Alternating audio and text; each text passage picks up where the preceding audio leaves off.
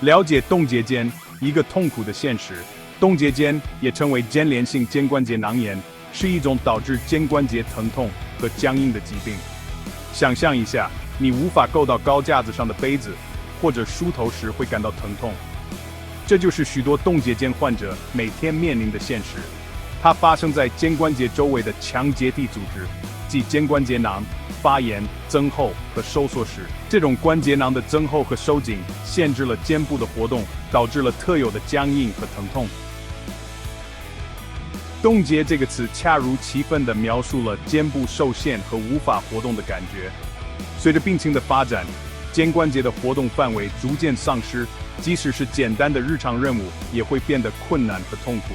好消息是，冻结肩是一种可以治疗的疾病，通过适当的治疗，大多数人可以恢复肩部的全部功能。了解病因、症状和治疗方案，对于有效控制冻结肩和恢复肩部健康至关重要。冻结肩的病因揭开谜团。虽然冻结肩的确切病因仍然是一个医学谜团，但一些因素已被确定为其发生的潜在原因。主要的罪魁祸首被认为是炎症，它会导致肩关节内形成疤痕组织，也称为肩连。这些肩连限制了肩关节的平滑滑动，导致僵硬和疼痛。肩部长时间不动，例如手术或骨折后，会显著增加患冻结肩的风险。这是因为缺乏运动会导致肩关节囊僵硬和收缩，使其更容易发炎和形成粘连。其他促成因素包括年龄，40岁以上的人更容易患冻结肩，以及糖尿病、甲状腺疾病和自身免疫性疾病等潜在疾病。这些疾病被认为会扰乱人体的自然愈合过程，可能会增加患冻结肩的可能性。分期和症状，在冻结的困境中前行。冻结肩通常会经历3个不同的阶段：冻结期、僵硬期和解冻期。冻结期的特点是肩部疼痛逐渐加剧，通常在夜间和活动时更严重。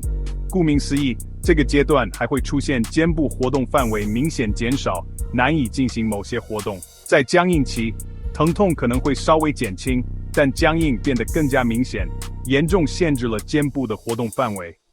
简单的任务，如抬手过头顶、穿衣服或在患侧睡觉，都会变得极其困难。最后一个阶段，解冻期，活动范围逐渐恢复，疼痛和僵硬逐渐减轻。然而，这个解冻过程可能很慢，需要几个月甚至几年才能完全恢复。第4部分，治疗方案，融化冻结的肩膀。好消息是，冻结肩是一种可以治疗的疾病，通过适当的治疗，大多数人可以恢复肩部的全部功能。冻结肩的治疗通常侧重于缓解疼痛、恢复活动范围和改善肩部功能。非手术方法通常是首选治疗方法，包括物理治疗、药物治疗和家庭锻炼。物理治疗在冻结肩的治疗中起着至关重要的作用。治疗师会采用各种技术来解决疼痛、僵硬和活动范围受限的问题。这些技术可能包括手动治疗，以活动关节、伸展运动以提高灵活性，以及力量训练以恢复肌肉力量和稳定性。在某些情况下，可能会建议使用非处方止痛药或处方强度的消炎药来控制疼痛和炎症。第5部分，预防策略，保持肩膀灵活。虽然并非所有冻结肩病例都可以预防，但某些策略可以帮助降低患上这种疼痛疾病的风险。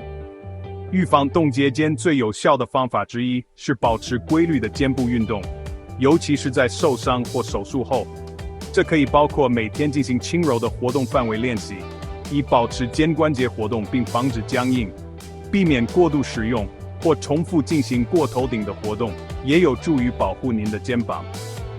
如果您的工作或爱好涉及重复的手臂运动，请务必经常休息，以放松肩膀并避免过度用力。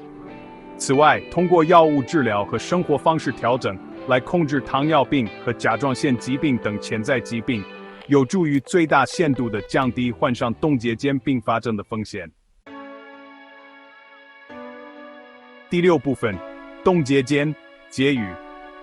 冻结肩虽然不是一种危及生命的疾病，但会严重影响您的日常生活，即使是最简单的任务也会变得痛苦和困难。了解冻结肩的病因、症状和治疗方案，对于有效控制这种疾病和恢复肩部健康至关重要。虽然冻结肩可能是一种令人沮丧和痛苦的经历，但好消息是，通过适当的治疗，大多数人可以恢复肩部的全部功能，并恢复正常活动。